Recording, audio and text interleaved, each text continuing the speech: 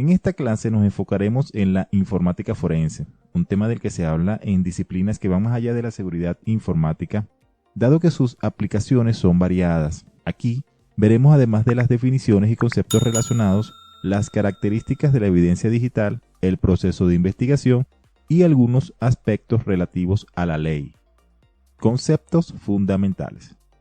En un texto de origen australiano de 1998, Rodney McKennish define informática forense como la técnica de capturar, procesar e investigar información procedente de sistemas informáticos utilizando una metodología con el fin de que pueda ser utilizada en la justicia. El FBI, por su parte, la define como la ciencia de adquirir, preservar, obtener y presentar datos que han sido procesados electrónicamente y guardados en un medio informático. Ambas definiciones comparten conceptos, pero a su vez pueden complementarse. Uno de los principales objetivos del análisis forense informático es obtener evidencias que permitan llegar a conclusiones sin dar lugar a la duda razonable.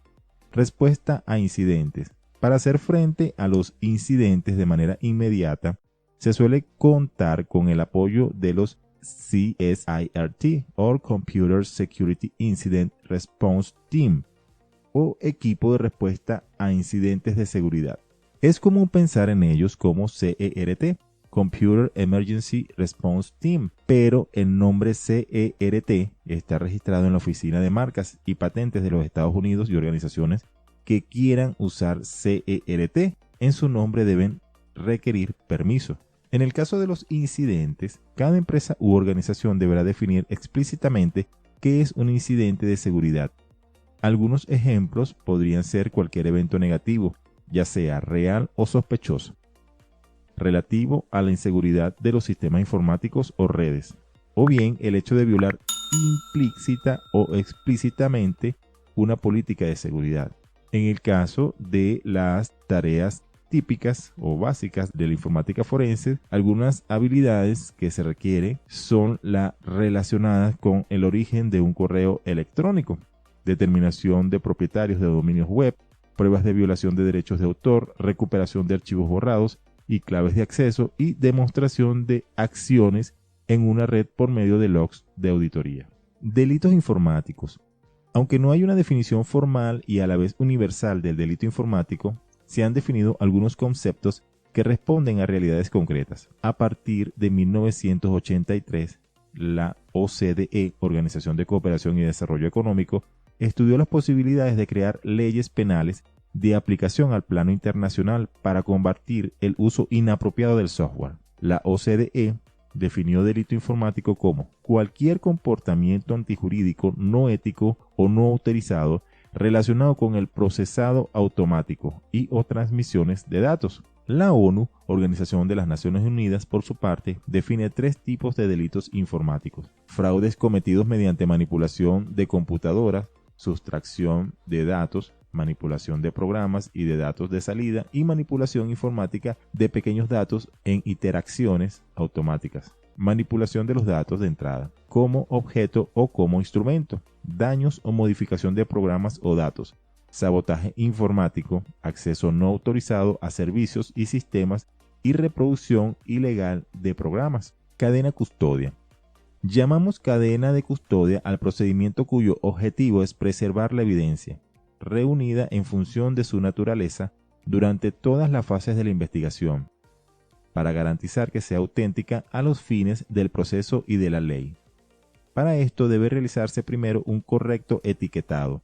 Luego la persona que recibe la evidencia deberá entregar a cambio una constancia y así repetir el procedimiento en cada instancia que sea necesaria a través de cada persona relacionada con su tenencia.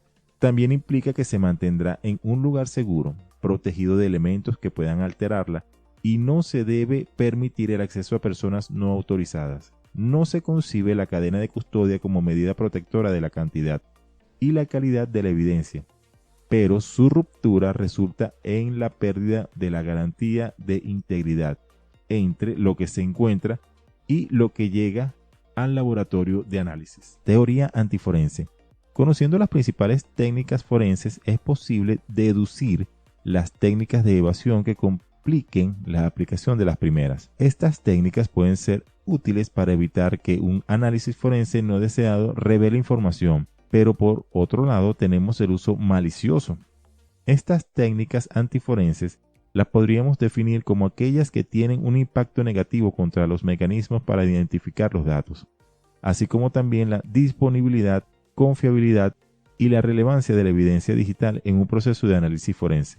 En este sentido también aparecerán técnicas antiforense, que son los que utilizaremos para complicar la aplicación de técnicas antiforenses. En la práctica, algunas técnicas antiforenses comunes referidas a los datos almacenados son los siguientes. Eliminación segura. En dispositivos magnéticos puede realizarse con software como PGP, Wiper, WinHex, Erase, etc. Cifrado de información, en general mediante algoritmos simétricos. Esteganografía. Ocultación de un tipo de datos dentro de otro tipo de datos. A esconder o mimetizar. Y en el más sofisticado se apunta a destruir definitivamente. La evidencia digital. En lo cotidiano, la evidencia es todo lo que se requiere para demostrar un hecho o sirve para establecer relaciones entre sucesos.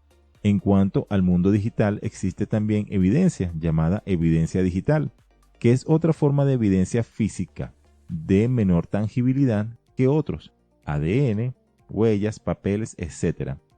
Esta última posee ciertas ventajas sobre la tradicional y dado que puede ser exactamente duplicada, puede detectarse si sufrió alteraciones e incluso a veces recuperarse si ha sido eliminada. En síntesis, es repetible, recuperable, redundante e íntegra.